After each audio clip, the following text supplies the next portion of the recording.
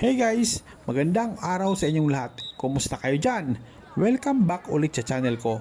Kung bago ka pa lang dito, hello sa'yo. Ako pala si Nilagan TV at dito sa channel na to, sama-sama tayong maglakad, mag-explore at magkwentuhan ng life sa Shanghai, China. Ngayon, medyo special ang video na to kasi Christmas season na. Kahit nasa China tayo, ramdam na ramdam pa rin natin yung Pasko, lalo na dito sa East Nanjing Road. Kung first time ka narinig ng East Nanjing Road, ay isa sa pinakasikat at pinakabusy na shopping street dito sa Shanghai. So today, walang plano, walang arte, city walk vibes lang. Tingnan natin ang mga Christmas decoration, people watching, konting kwento about life abroad at syempre, chill na maglakad lang. So tara, sabay-sabay nating lakarin ang East Nanjing Road ngayong Christmas season. Habang naglalakad kami papunta, mapapansin nyo agad yung vibes ng lugar. Maraming tao, iba't ibang lahi, may locals, may tourist, may mga family, may mga jowa, may mga barkada. Yung lamig ngayon sakto lang, hindi sobrang ginaw pero ramdam mo talaga na winter na. Perfect sa city walk kasi hindi ka pagpapawisan, enjoy ka lang maglakad. Makikita nyo rin yung mga old buildings na may European style, lalo na talaga yung modern at classic dito sa Shanghai. Habang naglakad kami, parang mapapaisip ako, ang bilis ng panahon, malapit na ulit matapos ang taon. Ayan na, yung mga Christmas decoration.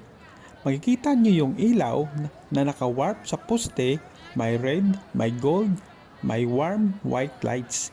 Hindi siya sobrang bongga tulad ng nasa malls, pero elegant tingnan. Simple lang pero ramdam mo pa rin yung Christmas mood. May mga Christmas tree din sa gilid, may mga ribbons, may mga ornaments, minsan may mga kasulat na Merry Christmas. Nakakamiss talaga yung Pasko sa Pinas. Yung may mga parol sa labas ng bahay, may Christmas lights sa kalsada, tapos yung tugtog ng Christmas song kahit saan ka pumunta. Habang naglalakad kami, pansin nyo yung mga tao, may mga nagpa-picture, may nagbibideo katulad ko, at may mga batang excited sa ilaw. May mga matandang chill lang naglalakad, may mga couple na sweet, may hawak na mainit na kape or milk tea. Dito ko minsan mapaisip, kahit nasa ibang kultura ka, pareho-pareho pa rin tayo. Gusto lang nating maging masaya, mag-enjoy, at ma-celebrate ang special moment tulad ng Pasko. City walk talaga ang the best para magmuni-muni, walang pressure, walang schedule, lakad lang, tingin sa paligid. Dahil sa kakalakad, nagutom na kami kaya kumain kami ng noodles. Yung noodles mainit-init pa, klaro yung sabaw tapos ang bango pa. Tapos yung wonton, makikita mo pa lang alam mong bagong gawa. Manipis yung wrapper, tapos ramdam mo nasiksik yung laman. Grabe, simple lang ang lasa pero comforting. Hindi overpowering, sakto lang ang alat. Tapos bagay na bagay sa lamig ng panahon dito sa Shanghai. Ganito yung klase ng pagkain na kahit pagod ka sa kalalakad, pagkain ka nito, parang bumabalik ang energy mo. Habang kumakain kami, napaisip lang ako, ang ganda talaga ng ganitong moments.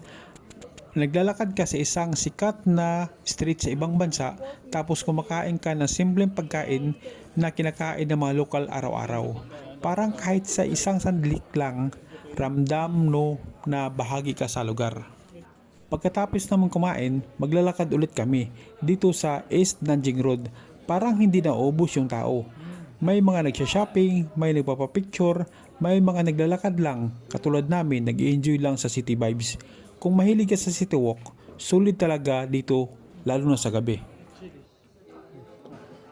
So ayan guys, simpleng food trip lang, noodles at wonton, pero sobrang satisfying. Kung mapadpad kayo sa Shanghai, huwag niyong palampasin yung ganitong klaseng pagkain. Mura na, masarap pa, tapos may kasama pang city experience. So ayan guys, dyan matatapos ang ating East Nanjing Road Christmas City Walk. Sana kahit papaano, naramdaman nyo yung vibes kahit nasa screen lang. Kung nagustuhan nyo yung ganitong klaseng chill, kwentuhan at city walk content, huwag nyong kalimutan mag-like, mag-comments at mag-subscribe sa channel. I-comments nyo na rin kung gusto nyo pa ng mas maraming Shanghai Walks Christmas vibes o kahit normal na araw dito sa China. Maraming salamat sa panonood. Ingat kayo lagi. Merry Christmas and Happy New Year sa inyong lahat. Hanggang sa sunod na lakad. Bye!